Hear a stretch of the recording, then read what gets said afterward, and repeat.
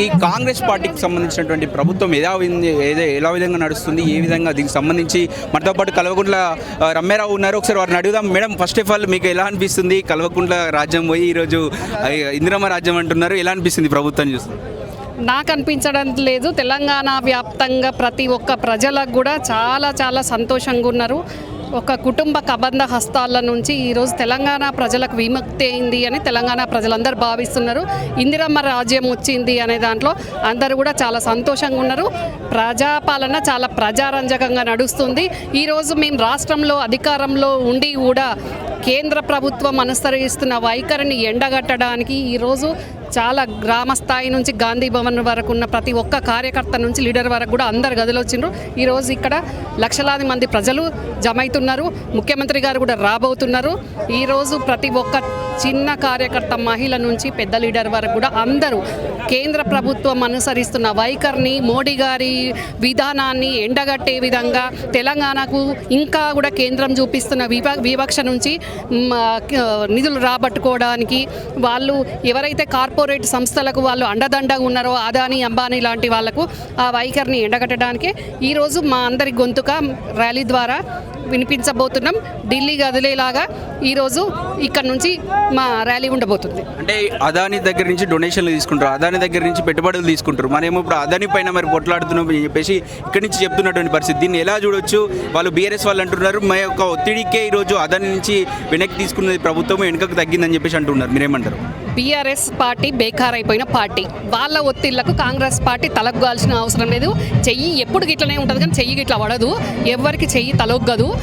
అదానీ దగ్గర నుంచి ఏవైతే 100 కోట్ల రూపాయలు తీసుకున్నామో అవి మా ముఖ్యమంత్రి గారు ఇమీడియట్గా మీ మీడియా ముఖంగా ఆల్ మీడియాను పిలిచి వాపస్ ఇవ్వడం జరిగింది. అది కాంగ్రెస్ పార్టీకి ఉన్న చిత్తశుద్ధి, ముఖ్యమంత్రి గారికి ఉన్న చిత్తశుద్ధి. అందులో బీఆర్ఎస్ వాళ్ళు ఏదో మేమేమో చేసినామని అనుకోవడానికి ఏం లేదు.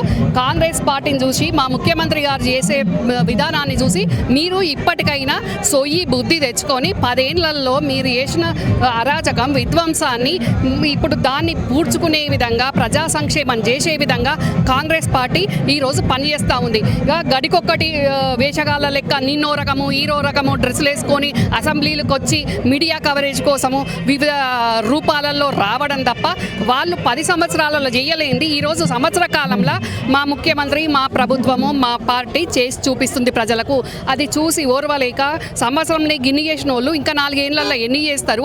అక్కడ మోడీని ఎండగడుతున్నారు, ఇక్కడ 10 ఏళ్ళ పాలన చేసిన మమ్మల్ని ఎండగడుతున్నారు అని చెప్పుకోవడానికి సమాధానం లేక, దిక్కు లేక వాళ్ళ అవినీతి అరాచకాలు బయటకు వస్తున్నాయి. కాబట్టి రోజుకొక వేషం వేసుకొని అసెంబ్లీలోకి వాళ్ళు అడుగుపెట్టి అసెంబ్లీని సజావుగా నడిచేదాన్ని, ప్రజల కోసం బెల్లులు తెచ్చేదాన్ని అడ్డుకుంటూ రచ్చ రంబోలా వేసుకుంటూ వీధి నాటకాల్లాగా వాళ్ళ ఎమ్మెల్యేలు ప్రవర్తిస్తున్నారు. చూస్తే మేడం, మీరు ప్రధానంగా తెలంగాణ తల్లి విషయంలో మాట్లాడాలి. ఈరోజు బీఆర్ఎస్ పార్టీ ప్రధానంగా ఆరోపణ చేస్తుంది మొత్తం తెలంగాణ తల్లి విగ్రహం అటు రేవంత్ రెడ్డి కుటుంబానికి సభ్యులకు పోలినట్టు ఉందని చెప్పేసి వాళ్ళు ఆరోపణ చేస్తున్నారు. ఈరోజు మీరు దీన్ని ఏమంటారు? ఇప్పుడు కాంగ్రెస్ పార్టీ అనడం కాదు, గతంలో ఉన్న తెలంగాణ తల్లి విగ్రహాన్ని కొందరు వ్యక్తులకు సంబంధించిందిగా ఉంది అని తెలంగాణ ప్రజలు ప్రశ్నించారు. కాంగ్రెస్ పార్టీలో ఉన్న నాయకులు ఎవరు స్పందించలేదు, ప్రశ్నించలేదు. అంత నీచమైన స్వభావం కాంగ్రెస్ పార్టీకి లేదు, కాంగ్రెస్ పార్టీలో పనిచేస్తున్న నాయకులకు లేదు. కానీ ఈరోజు మీరు 10 సంవత్సరాలు అధికారం అనుభవించి అధికారం లేదు అన్న దాంట్లో ఆగమాగం అయిపోకుండా ఈరోజు ఏదైతే సగటు బహుజన తెలంగాణ తల్లి విగ్రహాన్ని అందరూ నచ్చే విధంగా, మెచ్చే విధంగా రూపొందించిన విగ్రహాన్ని మీరు భక్తు రాజకీయం చేసుకుంటూ అది రేవంత్ రెడ్డి గారి కుటుంబ సభ్యులకు దగ్గరగా ఉందని హీనంగా, చాలా నీచంగా మాట్లాడుతున్నారు. అంటే వాళ్లకు విమర్శ కూడా కరెక్ట్గా చేసే వాళ్ళకు లేదు. వాళ్లకు మెదడు మోకాళ్ళకు పోయింది కాబట్టి వాళ్ళు అట్లనే మాట్లాడతారు. అది పక్కా బహుజన సగటు తెలంగాణ తల్లి విగ్రహం. చాలా ఒక్కరు కూడా అది చాలా బాగుంది అన్నారు. అన్ని వర్గాలకు అందరూ మెచ్చి నచ్చే విధంగా పక్కా తెలంగాణ సగటు మహిళ ఎట్లుంటుందో గట్లనే ఉంది తెలంగాణ తల్లి. అదేదో దేవత లెక్కనో ఎవరో కుటుంబానికి సంబంధించినట్టో లేదు. వాళ్ళు గతంలో చెప్పినరు మేము ఇట్లా చేసే విధంగా ఆ విగ్రహాన్ని పెట్టామని. కానీ ఏం చేసిండ్రు? ఎంతమందికి చేసిండ్రు? ఎంతమంది బతుకులు బాగా చేసిండ్రు? మీరు మొత్తం బుద్దలగడ్డ తెలంగాణ చేసి పెట్టిండ్రు. తెలంగాణ పండుగ అని చెప్పుకునే బతుకమ్మ ఈరోజు తెలంగాణ తల్లి చేతిలో లేదు అని చెప్పేసి వాళ్ళు ప్రధానంగా ఆరోపిస్తారు. అంటే బతుకమ్మ అనేది వాళ్ళు హైజాక్ చేసిండ్రు. బతుకమ్మ అనేది తరతరాల నుంచి బతుకమ్మ ఆడుతున్నారు. ఆ బతుకమ్మ ఆడే దాంట్లో ఇగో ఇట్లా మా ముస్లిం సోదరులు కూడా వాళ్ళు కూడా బతుకమ్మ మేము పువ్వు తెచ్చుకోవడానికి వాళ్ళు మాకు సహాయం అందించడము, మా పండగలకు కూడా వాళ్ళు కూడా సహాయ సహకారాలు అందించడము. ఇది తెలంగాణలో సెక్యులరిజం అనేది ఉంటుంది. ఇది ఒక పార్టీ మేము బ్రాండ్ అంబాసిడర్ మేము హైజాక్ చేస్తాము అనే విధంగా వాళ్ళు బతుకమ్మను అట్లా చేసేసుకున్నారు. కానీ ఇప్పుడు ఎవరైతే బతుకమ్మను హైజాక్ చేసినరో వాళ్ళ తాతమ్మలు పుట్టక నుంచే బతుకమ్మ ఆడుతున్నారు. మరి అదొక్కటే ఎందుకు తీసుకుంటారు? ఇప్పుడు వివిధ కుల సంఘాలు ఉంటాయి. మరోళ్ళు కుండలు చేస్తారు, ఇంకోళ్ళు ఏంది సుత్తి చేస్తారు. రకరకాలుగా ఒక్కొక్క కులానికి ఒక్కొక్క సింబల్ ఉంటుంది. మరి ఆ సింబల్ను తీసుకోకుండా కేవలం మనం బతుకమ్మకు బ్రాండ్ అంబాసిడర్లమైన అనే దాంట్లో బతుకమ్మనే లేదు అనే ఆగమవుడు ఎందుకు? ఇంకా పెట్టాలనుకుంటే అందరికీ సమ్మతమయ్యేటట్టు ఇంకో సింబల్ మీరు ఏదైనా చెప్పండి. అంతేగాని బతుకమ్మ లేదు అంటే అది మీకు ఇష్టమైంది బతుకమ్మ లేదా? బతుకమ్మ ఒక్కటే ఉందా? తెలంగాణలో చాలా ఉన్నాయి. ఈరోజు మేము అధికారంలోకి వస్తే మళ్ళీ తీసేస్తాం ఆ విగ్రహాన్ని అని చెప్పేసి అంటున్నాం. అది ఎవరి తరము కాదు తీసేయడము అనేది. ఒక్కసారి గెజిట్ వచ్చినాక తెలంగాణ ప్రజలందరూ నచ్చి బహుజనులు మెచ్చినాక అది సెక్రటరేట్లో కూడా అధికారికంగా పెట్టినాక ముఖ్యమంత్రి గారు అసెంబ్లీలో గెజిట్ పాస్ చేసినాక ముఖ్యమంత్రి గారు అసెంబ్లీ సాక్షిగా ప్రకటించి యావత్ తెలంగాణ ప్రజల సాక్షిగా సెక్రటరేట్లో ఆవిష్కరణ జరిగినాక మీరు అది తీసేస్తాము అని అంటే మీకు మీ విచక్షణ ఏంది, మీ చిత్తశుద్ధి ఏంది, మీ బుద్ధి ఏంది, మీ చిన్న బుద్ధి ఏంది అని అక్కడ కనబడుతుంది. మీరు ఉద్యమం చేసుకుంటారా? అప్పుడు చేసుకున్నారు ఎట్లనో అందరికీ తెలుసు. ఇప్పుడు కూడా చేసుకుంటే చేసుకోండి. కానీ విగ్రహాన్ని తీసేస్తాము అంటే మేం కాదు, నాయకులం కాదు, ప్రజలు ఊరుకోరు. అసలు ఈ అల్లు అర్జున్ కేసు విషయంలో మీ స్టాండ్ ఏంది? చట్టానికి ఎవరు చుట్టం కాదండి. వాళ్ళు సగటు మానవుడైనా సెలబ్రిటీ అయినా ఒకే రకంగా చట్టం ఉంటుంది అనడానికి ఎవరైనా అతిథులు గారు ఇక్కడ తప్పు చేస్తే ఎవరైనా తప్పు చేస్తే తప్పు చెయ్యకముందే అనవసరంగా మీరు ఎందరినో జైలుకు పంపినరు, ఎందరి మీదనో తప్పుడు ఆరోపణలు చేసినారు. వాళ్ళు విద్యార్థులు కానివ్వండి, మా రేవంత్ అన్న కానివ్వండి, ఎంతో మంది మీద గత ప్రభుత్వం చేసింది. కానీ ఈరోజు తొక్కిసలాటలో ఒక మహిళ చనిపోయి ఆ మహిళ కొడుకు చావు బతుకుల్లో ఉంటే థియేటర్ యాజమాన్యం స్పందించక థియేటర్ యాజమాన్యం అల్లు అర్జున్ ఫేవర్లో ఉండి ఈరోజు రాష్ట్ర ప్రభుత్వం ఏందో తప్పు చేస్తుంది, ముఖ్యమంత్రి గారు ఏందో చేస్తుండ అనే విధంగా మాట్లాడడము. మరి ఇచ్చుకోనండి, సెలబ్రిటీకి ఒక సెలబ్రిటీ సపోర్ట్ ఇచ్చుకోనండి. కానీ సెలబ్రిటీ సపోర్ట్ ఎట్లా ఇచ్చుకుంటున్నారో చనిపోయిన కుటుంబానికి ఏ సెలబ్రిటీ పోయి ఇప్పుడు ఈ సెలబ్రిటీని ఓదార్చిన ఏ సెలబ్రిటీ పోయి అక్కడ పరామర్శించరు అని నేను అడుగుతున్నా. అంటే మీకు మీ సెలబ్రిటీలే ముఖ్యంగాని సగటు మానవుని ప్రాణం ముఖ్యం కాదా? అల్లు అర్జున్ అంటున్నారు నాకు లీగల్ ఇష్యూస్ ఉన్నాయి అందుకే నేను వెళ్ళట్లేదని చెప్తున్నారు. కనీసం వాళ్ళకి సంబంధించిన వాళ్ళు కూడా ఎవరు స్పందించలేదు. దీనిపైన ఏమంటారు?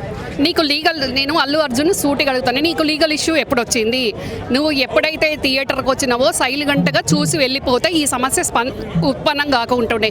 బయటికి వచ్చి ఓ పొలిటీషియన్ లాగా ఇట్లా చేతులు ఊపుకుంటూ ఇట్లా అభివాదాలు చేసేసరికి ఎవరైనా మనకిష్టమైన నాయకుడు కానీ సెలబ్రిటీ కానీ వచ్చినప్పుడు కలవాలే, పరామర్శించాలని ఉంటుంది. దాంట్లో తొక్కిసలాట జరిగింది.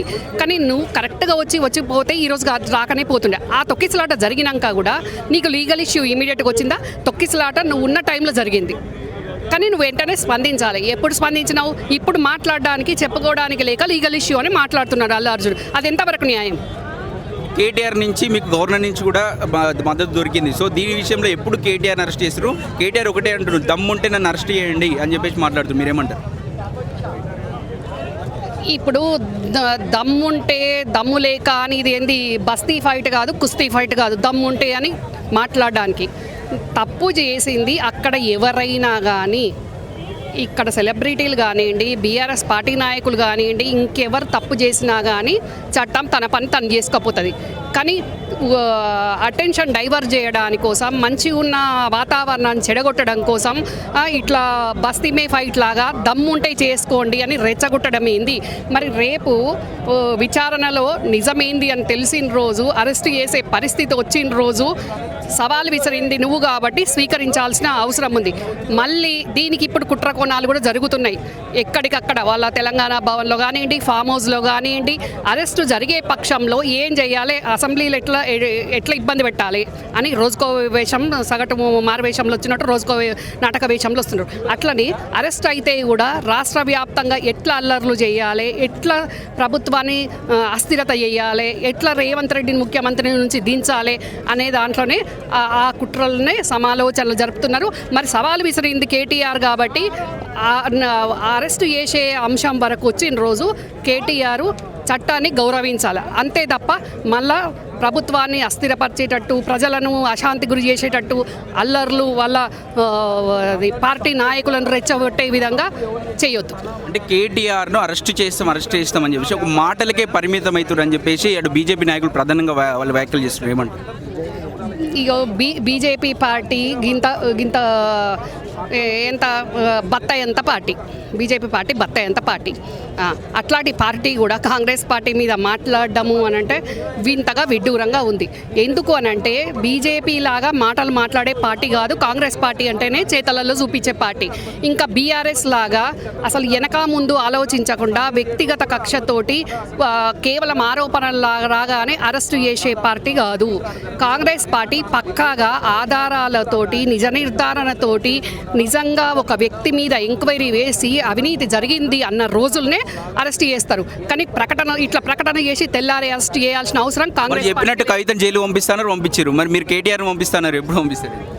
వాళ్ళు కవితను ఎందుకు పంపించిండ్రో, అది ఏం లాబింగో, అది వాళ్ళ అండర్స్టాండింగ్ ఏందో, వాళ్ళ చీకటి ఒప్పందాలు ఏందో, పగల ఒప్పందాలు ఏందో ప్రజలకు కొంచెంగా అర్థమవుతున్నాయి.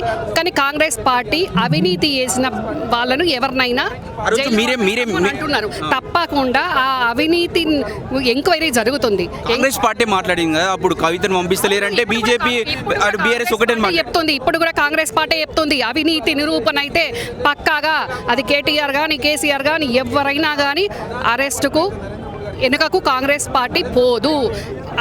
ఏదో ఒక వ్యక్తి మీద కక్షతోటి మాట్లాడే మాటలు కాదు, వ్యక్తి మీద కక్షతోటి ఆరోపణలతోటి అరెస్టు చేయరు. పక్కా ఆధారాలతోటి ప్రజలకు ఆధారాలు చూపించుకుంటూ, వీళ్ళ అవినీతి చూపించుకుంటూ, వీళ్ళ అరాచకాలు చూపించుకుంటూ అరెస్టు జరగబోద్ది. ఇది మనతో పాటు రమ్మారావు గారు చెప్తూ ఉన్నారు. ఏదేమైనా సరే చట్టం ప్రకారం నడుచుకుంటాము, ఏ అవసరం వచ్చినప్పుడు చట్టం వాళ్ళు నిర్దోషిగా నిలబడినప్పుడు 100% అరెస్ట్ చేస్తాం మనతో పాటు చెప్తున్నారు. కెమెరామ్యాన్ వెంకట్తో అక్షిత్, హైదరాబాద్.